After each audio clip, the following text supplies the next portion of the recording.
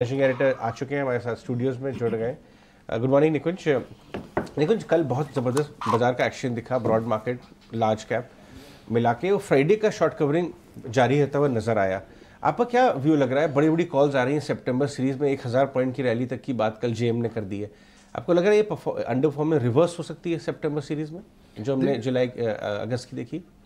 देखिए, अब आप मार्केट का माहौल अगर आप देखिए तो मार्केट के अंदर ग्लोबल इस समय रिस्क ऑन एनवायरनमेंट इंटैक्ट है। फ्लोज पैची है मगर पॉजिटिव हैं। फ्लोज ब्लॉक डील्स में जा रहे हैं तो निफ्टी और सेंसेक्स के अंदर उनमें फ़र्क देखने को नहीं मिल रहा है। चिंता का विषय आईटी था जो कि स्टेबल हो चुका है। बैंक्स में चिंता नहीं है। देखिए, बैंक्स अंडर परफॉर्म कर रहा है मगर चिंता नहीं है। आईटी अंडर परफॉर्म कर रहा था मगर वहाँ पे चिंता है जो कि आउट परफॉर्म कर रहा है। तो कुल मिलाकर के मार्केट के अंदर आप ज़्यादा बेरिश नहीं हो सकते हैं। Don't be bearish for the sake of becoming bearish.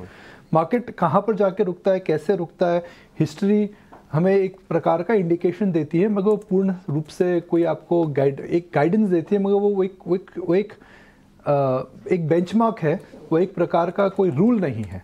तो इस मार्केट में don't be bearish for the sake of being bearish. मगर मार्केट के अंदर इस समय ऐसे पॉकेट्स हैं जहाँ पर पी मल्टीपल 100, 200, 250, 300 हो चुके हैं उन स्टॉक्स के।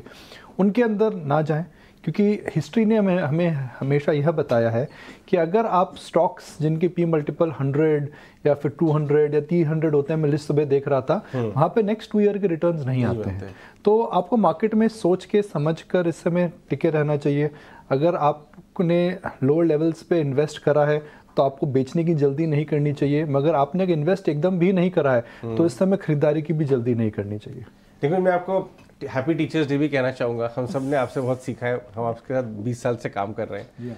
लेकिन मैं ये भी जानना चाहूँगा अपने व्यूअर्स के बिहाफ पे कि आपके जो टीचर्स रहे, चाहे कॉलेज में, चाहे लाइफ में, मार्केट में, उनमें से किसी एक का अगर आप कुछ बताएं हमें उनके बारे में, या एक सीख जो आपको एकदम याद आती है इस समय टीचर्स डे पे। Every person, I think your parents are always your first teacher.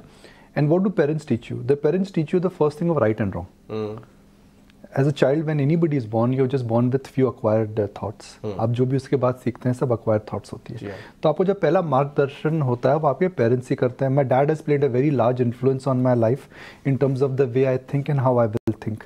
और बुनियादी तरीके होते हैं कि अच्छे इंसान बनो, अच्छे कर्म करो, दूसरों की मदद करो। The purpose of human life is to help others, and that's what we try to do at this channel. Our whole हमारी जो नींव है इस चैनल की शायद इसी पर्पस से है कि हम एक इंसाइटफुल जर्नलिज्म रोज करेंगे जिससे लोगों की ज़िंदगी में एक फाइनेंशियल उनकी जो नींव है वो बेहतर हो।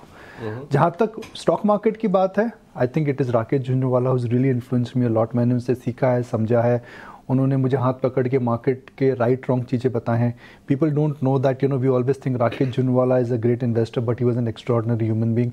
देन एन चंद्रा, जो अभी टाटा के चेयरमैन हैं, जो कमान संभालते चेयरमैन, उनसे मैंने बहुत सीखा है। उनसे मैंने सीखा है कि आप डिफरेंट कॉम्प्लेक्स सिचुएशंस को एक बिजनेस पिरामिड से और एज अ मैनेजर आप कैसे एनालाइज कर सकते हैं। देखिए, वो स्टील भी संभालते हैं और एयरप्लेन भी संभालते हैं, आईटी भी संभालते हैं और एफएमसीजी भी संभालते हैं, वह मोटर भी संभालते हैं और टेक्नोलॉजी भी संभालते हैं। सब बिजनेसेस कॉम्प्लेक्स होते हैं, बड़ी मैन पावर होती है, और वह किस तरीके से इतनी लार्ज टीम्स को गवर्न करते हैं, कितने कॉम्प्लेक्स बिजनेस को गवर्न करते हैं। आई थिंक ये काबिल तारीफ है। राइट, एब्सोल्युटली, बिल्कुल, बहुत बढ़िया निकुंज। रोज़ हर दिन हम ये बातें सीखते भी हैं और आपसे भी ऑफ कोर्स दिन भर सीखते भी हैं। लेकिन कमिंग बैक टू मार्केट से जो आप भी कह रहे थे कि बहुत जगह पर आपको एक्सपेंसिव भी लग रहा है, स्पेसेस वैल्यूएशन एक्सपेंसिव, क्या आप रेलवे स्टॉक्स की बात कर रहे हैं? और एट द सेम टाइम कौन से वो स्पेसेस हैं जहाँ आपको अब भी अंडर वैल्यूड लग रहे हैं या जहाँ पर लगता है तेजी अब भी बनी रह सकती है? देखिए, अब वो सेक्टर्स खत्म हो चुके हैं जहाँ पे आप बोल सकते हैं सेक्टर अच्छा लगता था, वो सेक्टर अच्छा लगता था। अब आपको स्टॉक्स में भी आप देखें तो आईटी में रिकवरी हुई है मगर परसिस्टेंट ऑल टाइम हाई पर है। इस साल अगर आप देखें तो आईडीएफसी ऊपर है मगर एसबीआई के अंदर कोई चाल नहीं आ रही है। दोनों की एकदम बढ़िया बैलेंस शीट्स है, दोनों बढ़िया बैंक्स हैं। रेलवे स्टॉक्स में मेरा ये मानना है कि एक होता है रिस्क, एक होता है रिस्क रिवॉर्ड रेशियो, एक आपका होता है मार्जिन ऑफ सेफ्टी। तो risk reward ratio, margin of safety इस समय मेरे हिसाब से इन स्टॉक्स में नहीं है।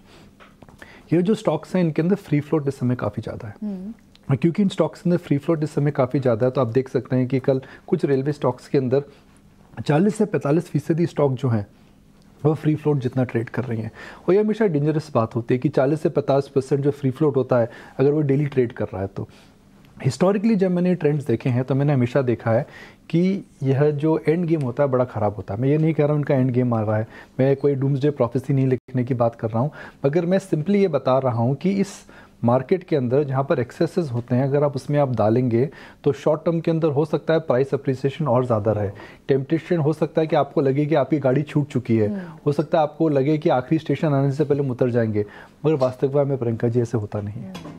तो और ठीक है, ये तो सेक्टर है जिन पर थोड़ा सा कॉशियस तो रहना होगा, लेकिन एट द सेम टाइम जिस तरह से आईटी है, मेटल्स हैं, जो ग्लोबल सेक्टर्स हैं वो चल रहे हैं। देखिए, जब इन्फ्लेशन वापस आती है तो पहली फेज ऑफ इन्फ्लेशन के अंदर जो कंपनीज होती हैं उनको प्राइसिंग पावर मिलता है।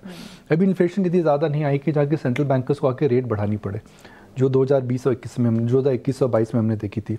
तो मुझे लगता है कि इस लेग ऑफ रैली के अंदर जहाँ पे मेटल प्राइसेस ऊपर गए हैं उसका सीधा प्रभाव मेटल स्टॉक्स में पड़ेगा, खास करके इस क्वार्टर को लेकर के।